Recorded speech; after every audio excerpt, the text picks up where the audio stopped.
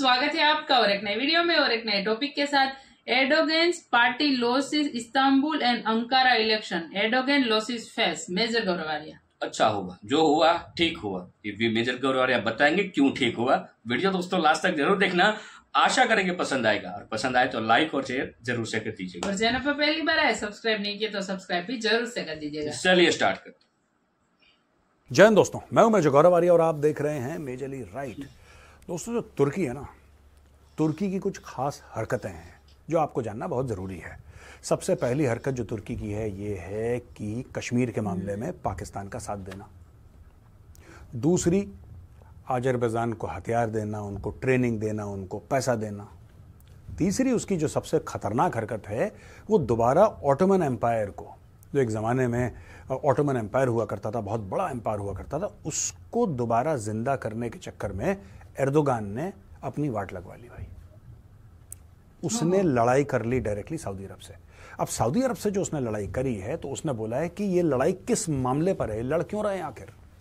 ये लड़ इसलिए रहे हैं क्योंकि सऊदी अरब है leader of the Muslim world. पूरी इस्लामिक दुनिया का जो लीडर है आज की तारीख में, कोई कुछ बोले यार, कोई कुछ बोले, ये फकीर पक्कड़ जो हमारे बगल में रहते हैं पाकिस्तानी, वो भी अपने आप को leader of the Muslim world मानते हैं। आज तक इन्होंने कख लीड नहीं करा, लेकिन असली जो लीडर है of the Islamic world that is Saudi Arabia. Nobody can doubt Saudi Arabia in this, nobody can doubt. उनकी लीडरशिप, उनकी फर्म लीडरशिप, जो विजनरी है crown prince Mohammed bin Salman, he is a visionary, and the way Saudi Arabia is progressing. उसके अलावा मक्का और Medina Saudi अरब में, Saudi अरब के जो सैंड है वहां पे, जो रेत है, रेत के नीचे पूरा तेल ही तेल है, तेल ही तेल है। तो सऊदी अरब के पास पैसे भी हैं, सऊदी अरब के पास मक्का और मदीना भी है, सऊदी अरब के पास एक विजनरी लीडरशिप भी है, सब कुछ है। लेकिन फिर भी इस्लामिक दुनिया का लीडर कौन बनना चाहता है? एर्दोगान। एर्दोगान को ये खुजली है, खा जाए दिमाग में। तो एर्दोगान ने काफ़ी गेम भी प्ले करे और बोला कि हम ईरान के साथ मिलकर कुछ करेंगे, पाकिस्तान के साथ मिलकर कुछ करेंगे। यहां तक कि पाकिस्तान में जब इमरान खान प्राइम मिनिस्टर था, उसने यहां तक बकवास कर दी थी, जब ओआईसी ने मना कर दिया था ना कि कश्मीर के बारे में हम कुछ नहीं करेंगे। वो कह रहा था कि नहीं, आपको रेजोल्यूशन पास करना पड़ेगा और आपका ये करना पड़ेगा, वो करना पड़ेगा। इमरान खान बड़बोला आदमी तो है ही, वो औकात से ज्यादा बोलने की आदत है, राइट। उसको लगा कि जलसा हो रहा है पाकिस्तान में, कहीं मियांवाली में जलसा चल रहा है, जहां पे 2 लाख लोग बोल रहे हैं कि खान साहब तो तुसी बड़े हैंडसम हो। उसको वही चीज की आदत है। उसने बोलने की कोशिश करी, सऊदी अरब ने ऐसी गिर्री घुमाई, ऐसी गोल गिर्री घुमाई कि इसका गला सूख गया इमरान खान का। अच्छा, वापस आते हैं तुर्की। दोस्तों, तुर्की में जो एर्दोगान है, एर्दोगान को लगा है बड़ा झटका। वो 2 बड़े अहम चुनाव हार गया है। अब मैं आपको बताता हूं एर्दोगान का कश्मीर से क्या लेना देना है, एर्दोगान क्या करना चाह रहा है, अभी तक उसने क्या करा है, और सबसे बड़ी बात, ये जो हार है ये एर्दोगान को कितने झटके और देगी। दोस्तों, ऐसा है कि एक तो इनकम्बेंसी फैक्टर भी है। Let's believe this and understand this. Incumbency factor है, यानी कि जो बंदा इनकम्बेंट है, जो अभी कुर्सी पे बैठा हुआ है, वो कैसा भी काम करे, अच्छा करे बुरा करे, एर्दोगान का वो तो तुर्की के लोग ही बताएंगे। लेकिन लोग इससे गए चिढ़ एर्दोगान से धीरे धीरे। यहां पे बात हुई कि मेन ऑपोजिशन पार्टी है रिपब्लिकन पीपल्स पार्टी, जिसको CHP बोलते हैं, जो कोई टर्किश में इसका फुल फॉर्म है। ये प्रो कर्डिश डेमोक्रेटिक पार्टी है। इसने इस्तांबुल और अंकारा, जो 2 इनके सबसे बड़े शहर हैं, इस्तांबुल जो कि कैपिटल है और अंकारा, उसमें इसने चुनाव जीत लिए और एर्दोगान की पार्टी को खत्म कर दिया। उन चुनाव में ये जीत गया। और इसके अलावा यह हुआ है कि प्रेसिडेंट रिसेप तैयब एर्दोगान की AK party, justice and development party, ये उसका 3rd टर्म जो है ना, उसके 1 साल, 3rd अपने टर्म में जा रहा है वो, उसमें 1 साल के अंदर अंदर ये कांड हो गया। अभी 1 साल पहले भी उसको हुआ नहीं था, 1 साल की तीसरी बार उसने शपथ ली थी राष्ट्रपति तुर्की की, उसके साथ ही कांड हो गया। यानी कि 2 शहर, 2 चुनाव 2 शहर में, इस्तांबुल और अंकारा, ही हैज लॉस्ट। ये जो इनकम्बेंट मेयर है इकरम इमामोग्लू, इसने 2nd विक्ट्री हासिल करी है और इमामोग्लू इसने 10 पॉइंट AK पार्टी एर्दोगान की पार्टी, उसके साथ अहेड है।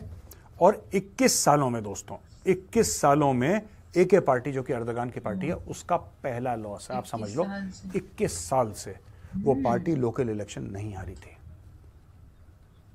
और मेन इलेक्शन नहीं हारी थी 21 साल से। अब ये बहुत बड़ी चोट है। इस्तांबुल जो कि कैपिटल सिटी है, वहां पे टाई फेस हो गया मामला। दूसरे शहर अंकारा, टाइम फेस हो गया इसका मामला।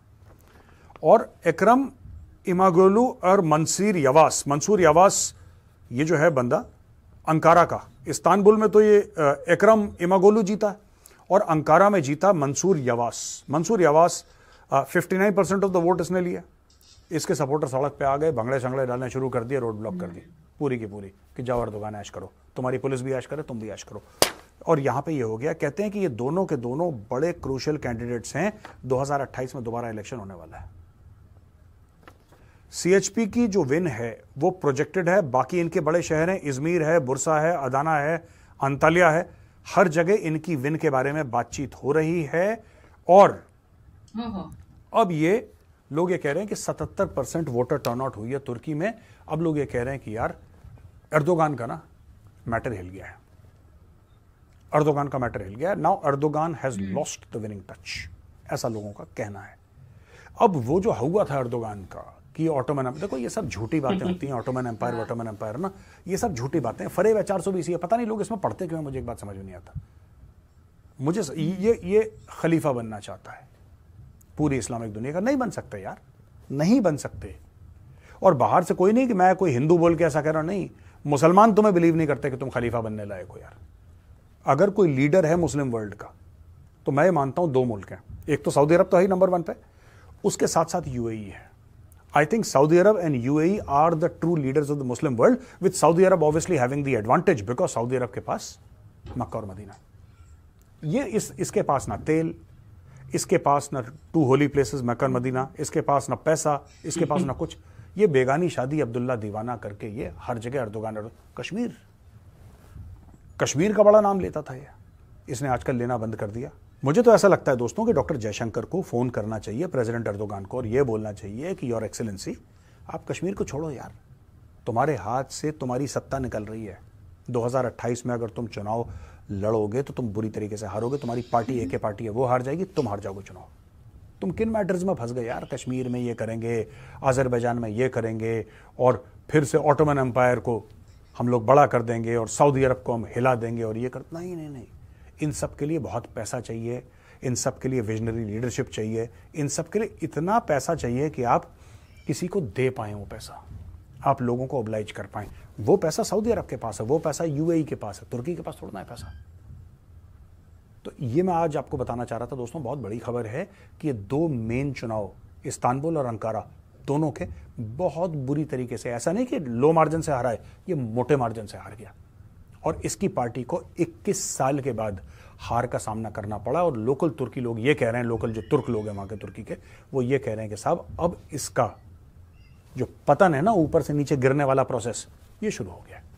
दोस्तों एक और बात आपको बताता हूँ मैं, बड़ी इंटरेस्टिंग ना।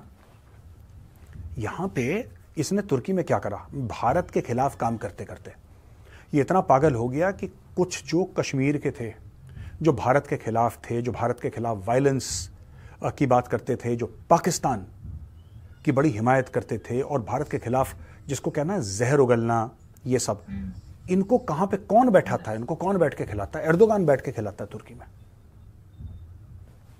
तुर्की में बैठ के इनको एर्दोगान खिलाता है, तुर्की में बैठ के इन सब लोगों को। और आज की तारीख में भी इनमें से कुछ लोग साल में एक बार वापस कश्मीर आते हैं। काफी हद तक तो सरकार ने रोक दिया, लेकिन इन सब का अब घर कहां पे है? All of them live in Turkey, क्योंकि इन्होंने जब ये थे, जब इनकी पॉलिटिकल पार्टीज के साथ चिसांठ-गांठ थी, इन्होंने करोड़ों अरबों रुपए कमाए हैं, ये आराम से जाके तुर्की में रह रहे हैं, बड़े बड़े बंगलों में, अय्याशी की जिंदगी। और वहीं से, तुर्की से, ये लोग भारत के खिलाफ जहर उगलते हैं दोस्तों, और वहां से अपनी सियासत चलाते हैं। मैं उन लोगों को भी कहना चाहता हूं, 2028 में एर्दोगान वापस नहीं आ रहा, तुम्हारे पास 4 साल हैं, जितना भी जहर उगलना है भारत के खिलाफ उगलो, 4 साल के बाद हो ना हो तुम वापस भारत डिपोर्ट हो जाओगे। We are trying. So thank you दोस्तों वीडियो को यहाँ तक देखने के लिए। तो ये तुर्की में जो साहब आ रहे हैं, क्या नाम है इसका, एर्दोगान। हाँ, और जो एके पार्टी है, करीबन 20 या 21 सालों से लोकल इलेक्शन कभी नहीं आ रही है भाई। ये उसकी एंडोर्गन की पार्टी, और वही भाई आज 2 मेजर सिटी, उसमें भी कैपिटल उसका हार चुके। तो भाई मतलब वहां पे सरकार उथल पुथल होती हुई दिख रही है। दूसरी बात है कि भाई हमारे लिए तो अभी क्या अच्छा क्या बुरा, वो तो अभी इलेक्शन ये पूरा रिजल्ट आ जाए तभी पता चलेगा। लेकिन तुर्की मेरे हिसाब से, मैं पर्सनली बता रहा हूँ, हालांकि देखो हमारे जो ऑफिसर्स थे वो जिसको फांसी की सजा दी गई थी, जिसको अभी रिलीज हो चुके हैं, ठीक है, लेकिन तुर्की जो है उसके ऊपर कभी भरोसा नहीं करना चाहिए। ये पाकिस्तान तो है ही, मतलब एक बेड़ा घर की है पाकिस्तान का, लेकिन पाकिस्तान को पास एक चीज नहीं है, वो है माइंड। लेकिन तुर्की के पास बहुत बड़ा माइंड है भाई, वो गेम खेल रहा है उस हिसाब से। जब भी कश्मीर की मामला आता है तभी यही कंट्री है जो पाकिस्तान को सपोर्ट करता है, हर बार वही इस बार तो चाइना ने कुछ बोला था तो उसकी तो लगा दी है, अच्छे से लगाई है, लेकिन अभी चाइना मेरे हिसाब से अब कश्मीर मामले तो आई थिंक सो कम बोलेगा, लेकिन अब ये तुर्की का है, तुर्की को सबक सिखाना पड़ेगा मेरे हिसाब से। अभी और एक देश उभर रहा है जो अभी आजकल आप न्यूज देख रहे हो, इंडिया आउट के नारे लगा रहा है धीरे धीरे करके।